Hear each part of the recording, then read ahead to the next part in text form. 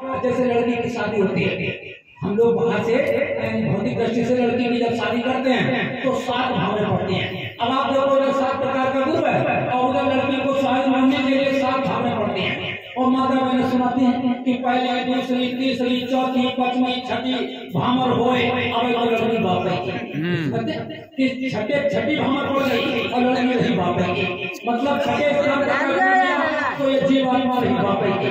बाप का मतलब है कहा भगवान की गई तो स्वर्ग में चली जाए, नरक में चली जाए और 84 में चली जाए। और 7वीं भामर जब पड़ जाते हैं तो माता बहनें सुनाती कि 7वीं भामर होए अब लड़की हुई शायद। ऐसा 7वां जब सद्गुण मिल जाता है तो ये सूरज सुहागिन हो जाती है। तब तक नहीं, 7वां जब सद्गुण मिल जाता है तो ये सूरज सुहागिन हो जाती है। और सूरज जब सुहागिन हो जाती है तो बुढ़ियों बुढ़ियों का खेल देवता पुत्र भवनिया भवानी ये मानव 84 चलन के और करो जतन सखी साईं मिलन के गुड़िया गलवा सुकुलिया और तजदे बुद्धि लड़कियां खेलन के और करो जतन सखी साईं मिलन के। जब 7वां सद्गुण मिल जाता है तो सौकम विरम से छुड़ा करके एक ईश्वर से मन सारे आदम खत्म करके बस उस मालिक से जुड़ जाते हैं। वो शब्द से जोड़ने का तौर तरीका समझा देते हैं। तो प्रेमियों तो गुरु की बात चल है, तो इसलिए गुरु प्रेमियों सच्चा होना चाहिए। सच्चे गुरु इस समय वर्तमान संसद गुरु पूजनी महाराज जी हैं। और देखो मैंने भी आपको बताया वैसे घटरामायण में क्या लिखा है, घटरामायण में लिखा है कि शब्द है गुरु है और सूरत है चेला। और कोई गुरु चेला की बात नहीं है, शब्द है गुरु है सूरत है चेला जो सब में बोले एक है अकेला। शब्द गुरु है, आत्मा उसकी सेविका है, बाकी ना कोई गुरु ना कोई चेला। गुरु चेले का कोई रिश्ता है? रामचरितमानस में कहा है कि गुरु नाम है और जिम्मेवारी। गुरु किसका नाम है? तो जिम्मेवारी का नाम है। गुरु नाम है और जिम्मेवारी और पूर्वत जीवन गुरु नाम है, जिम्मेवारी करता है। जिस दिन हमको आपको नाम दान सदगुरु दे दिया उसी दिन जिम्मेदारी बन गई इनकी जीवात्मा को पाते। गुरु पूजनी महाराज जी कहते हैं बच्चा आप समझ में आता है कि गुरु बनना कितना कठिन काम है। पहले तो कहते थे खूब मान सम्मान और भक्त लोग करेंगे, भेंट दक्षिणा देंगे और जलवा रहेंगे, लेकिन अब समझ आता है कि गुरु बनना कितना कठिन काम है। दुनिया में महाराज जी कहते हैं कि दुनिया में अगर सबसे कठिन काम है तो गुरु बनना, इससे कठिन काम दूसरा कोई दुनिया में नहीं है। हमारे गुरु महाराज कहते थे बच्चा मैं जब नाम नाम देता हूँ तो पास भगवान मारता है, आंखों के सामने अंधेरा आ जाता है। वो कहता है ये दुराचारी है, पापाचारी, हत्याचारी, तुम इसको नामदान देते हो। महात्मा किसी की नहीं सुनते हैं, कहीं इसमें दर्द है, कहीं इसमें दर्द है, कहीं ये परेशानी, कहीं वो परेशानी, परेशानी को झेलते हैं। नामदान देते वक्त 75% कर्म कर्जा अपने ऊपर लेते हैं। एक बार गुरु महाराज के घुटने में दर्द हो रहा था तो संकटा प्रसाद गुरु भाई थे, वो गुरु महाराज के घुटने की सिकाई ऐसे धीरे धीरे शाम को कर रहे थे। हिम्मत बांध करके पूछा संकटा प्रसाद ने गुरु महाराज से कि हजूर हम लोग तो कर्मी जीव हैं, अपना कर्म भोग भोगते रहते हैं, आपको ये कौन सा कर्म लग गया कि घुटना सूख गया? गुरु महाराज उठ करके बैठ गए और तपाल से बैठे तो हम झामे से फेंक दिया। कहने लगे ले जाओ, नहीं हमको सिकाई उकाई कराना है, मेरा कर्म है, ये मेरा कर्म है। तुम लोग मर जाओ, कितने योग बीत जाए और कितने जन्म जन्मांतर बीत जाए और तुम अपना कर्म हो जाओ अपने ऊपर लेकर के ढो सकते हो। और सबका कर्म और मैं लेकर के ढो रहा हूँ मेरा कर्म। तो एकदम हाथ जोड़े रोने लगा, चलो मैं गिर गया, महाराज दया कर दीजिए, हमारा ज्ञान है हम समझ नहीं पाए। तो प्रभु कहने का मतलब है दुनिया में अगर सबसे कठिन काम है तो पूजनी महाराज जी कहते हैं गुरु बनना। नानक जी थे, नानक जी का लड़का, नानक जी अपने लड़का नानक जी का कहता था पिताजी संगत के सामने लोगों से कह दो कि मेरे जाने के बाद मेरा लड़का इस गद्दी का हकदार बनेगा। तो नानक जी बच्चा है जाओ। तो आप देखो और जब ज्यादा जिद किया तो एक दिन ऐसे बरसात हो गई थी, गुरु महाराज ने सुनाया था एक दिन ऐसे बरसात हुई थी और बरसात में ऐसे बुढ़ा सूखी लकड़ी का गट्ठर अपने सर पे रखे था, ऐसे पैर फिसल गया तो बेचारा गट्ठर लकड़ी का कीचड़ में गिर गया। नानक जी ने अपने लड़के से कहा जाओ बच्चा और तुम उस बुढ़े का गट्ठा लेकर के और इसके घर तक पहुंचा दो। और कहने लगे पिताजी वो तो कीचड़ में सना हुआ है, अरे बच्चा पहुंचा दो, वो चूल्हा नहीं जलेगा शाम को उसके घर में। तो कहने लगा पिताजी हमें भी लेकर इतने चेले चपाले हैं और इतनी बात सारी पोशाक हमारी खराब हो जाएगी और तुम किसी को आदेश दे। तो बगल में वो लहना जो पुरातन देव के नाम से प्रसिद्ध हुआ वो बैठा था, ऐसे इशारा किया और भगा और भाग करके लकड़ी का गट्ठर सर पे रखा और उसके घर तक पहुंचा दिया। तब नानक जी ने अपने लड़के से कहा बच्चा तुम कहते हो हम आदेश दे दो, इस गद्दी पर बैठने का मतलब समझ, जितने लोग आएंगे कीचड़ से सने हुए आएंगे, कोई दूध का धुला नहीं आएगा संतों के पास, सब कीचड़ से सने हुए आएंगे और इनका सर का बोझा ढाना।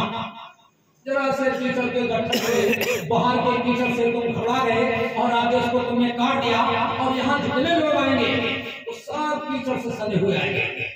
तो कहने का मतलब है वो बनना कोई छोटी मोटी चीज नहीं है। आज हम लोग एक ऐसे दृष्टांत आता है कि राधा स्वामी ने जयमल सिंह को गुरु बनाया। जयमल सिंह ने साथ जयमल सिंह महात्मा तो पहले ही जानते हैं कि किसको क्या करना है। जयमल सिंह बीवी रूपों के साथ जब पहाड़ों में उधर गए सफर करने के लिए, पहाड़ों में उधर बैठकर भी और बीवी रूपों के साथ उधर गए जयमल सिंह और उधर से एक आदमी घोड़ी पर सवार हुए और बड़े suit boot coat tie suit belt में और घोड़ी पर सवार हो जा रहा है। तो अब देखा उसकी तरह तो जयमल सिंह ने देखा और बीवी रूपों से कहा ये बच्चा देखो निकल गया, एक परसों हमारा चेला बन जाएगा। अब हमको आपको मालूम नहीं है कौन किसका चेला कौन क्या संबंध किससे कहा जुड़ने वाला है, लेकिन महात्मा समझाते हैं। कहने लगे ये बच्चा देखो हमारे सामने से निकल गया, ये परसों हमारा चेला बन जाएगा। तो बीवी रूपों ने कहा हजूर आपने इतनी बड़ी गया, उसने ना कोई प्रणाम किया, ना सर झुकाया, ना सीधा किया और ना कुछ नहीं, वहां भक्तों में चला गया और आपने इतनी बड़ी दया कर दिया कि वो कहे परसों हमारा चेला बन जाएगा। कहने लगे देखना आ जाए तो देख लेना। तो देखो कोई दूसरा नहीं था, वो सावल सिंह जी थे जो आगरा में नौकरी करते थे और उनका एक नौकर जो था वो उनका शिष्य जयमल सिंह का हर समय कहता रहता था कि चलो सेठ जी चलो, कभी ध्यान में नहीं था। लेकिन वो शनिवार का दिन और कह दिया कि सेठ जी कल इतवार है, कल सत्संग है हमारे गुरु महाराज का, चलना कल यहाँ पर चलेंगे। यानी हर चीज का एक समय होता है, एक वक्त होता है। संस्कार जब होता है, पानी की दया होती है तो तमाम से इस्तेमाल करके बैठ जाता है। तो ऐसे गुरु महाराज की दया से जब वो गुरु सावन सिंह पहुंचे तो देखो बीवी रूपों से देखो बच्चा आ गया। अब वही जयमल सिंह के बाद वही गुरु बने। गुरु को गुरु बनाता है, गुरु पैदा थोड़ी होता है, गुरु कोई मरता थोड़ी है, गुरु को गुरु बनाता है। और राधा स्वामी की पुस्तक में लिखा है कि सदगुरु के बनाए सदगुरु मिले, उनसे उतना प्रेम करना जितना गुरु से करते थे। सदगुरु के बनाए सदगुरु मिले और उनका दर्शन गुरु का दर्शन समझना, सदगुरु के बनाए सदगुरु मिले, उनका आदेश गुरु का आदेश समझना। वो आपके गुरु तो नहीं हो सकते हैं, अरे बच्चा कहीं बाप बन सकता है, लेकिन ये अधूरा काम आपका पूरा जब होगा जब उनको गुरु के समान मानोगे, गुरु के आदेश से उनका आदेश का पालन करोगे। तो बनाए हुए हमारे गुरु महाराज के द्वारा बनाए हुए सूर्य भक्त के गुरु बाबा उमाकांत जी महाराज। तो प्रेमियों कहने का मतलब आप समझो कि जयमल सिंह जब प्रेमियों अम्बाला में सत्संग करने के लिए गए, अम्बाला में महाराज जी सुनाए, अम्बाला में सत्संग करने के लिए गए तो 15 दिन का कार्यक्रम रखा, लेकिन 2 दिन सत्संग हुआ। तीसरे दिन उनका एक शिष्य था जयमल सिंह का जिसका नाम था मोतीराम दर्जी। मोतीराम दर्जी एक सेठ को बुला के ले आया और कहा हजूर इसको नामदान दे दीजिए, ये बहुत बड़ा सेठ है, हमारी संगत में जुड़ जाएगा तो हमारा लोहा रुतबा हो जाएगा, ये संगत बढ़ जाएगी, सिर्फ हजूर इसको नामदान दे दीजिए। गुरु जयमल सिंह ने कहा अरे भाई अब अभी तो नामदान की मौज नहीं है, अभी तो सत्संग सुनो। कल लगे हजूर सत्संग तो सुनते ही रहते हैं और ये दोबारा नहीं मिलने वाला है, बड़ी मुश्किल से घेर घाल करके लाए हैं, हम लोग जैसे ले जाते हैं बड़ी मुश्किल से तो लाए हैं, अब ये आज चला गया तो दोबारा कर नहीं आएगा। तो कल लगे अरे बच्चा एक बात समझ लो मोतीराम कि अगर हमने इसको नामदान दे दिया तो ये सत्संग कैसे करना पड़ेगा आगे। कल लगे हजूर को कुछ भी हो हम पंजाब डेरा ब्यास आकर के सुन लेंगे, लेकिन ये हाथ से निकलने ना पाए, इसको नामदान जरूर दे दो। तो ज्यादा जबरिया किया तो सेठ को गुरु जयमल सिंह ने नामदान दे दिया। और नामदान देने से पहले अपना बिस्तर इकट्ठा करवा लिया और नामदान देने के बाद वो बिस्तर बैलगाड़ी में लगा और अम्बाला स्टेशन पहुंचे और वहाँ ट्रेन में बैठ करके और सीधा पंजाब डेरा गया है। एक झोपड़ी में आश्रम पर इतनी तेज बुखार चढ़ा जयमल सिंह को, इतनी तेज बुखार चढ़ा। प्रेमी लोग करीब आ रहे हैं, हमें बहुत तेज बुखार है, कोई वैद्य हकीम डॉक्टर दवाई का इंतजाम किया जाए। कहने लगे नहीं बच्चा, कोई वैद्य हकीम डॉक्टर दवाई काम नहीं आएगा। कहने लगे फिर सावन सिंह को बुला दिया जाए। उसमें वो आगरा में नौकरी करते थे। एक बार सावन सिंह ने कहा था जयमल सिंह अपने गुरु से कि हजूर आप नौकरी छोड़ना चाहते हैं। बोला बच्चा क्यों? बोला आपकी सेवा नहीं हो पा रही है। कहने लगे तो हम तुझे तुरंत में छोड़ देंगे, अगर तूने ये नौकरी छोड़ दिया तो हम तुझे रास्ते में छोड़ देंगे, क्योंकि फिर आना पड़ेगा, लेना देना बाकी रह जाएगा।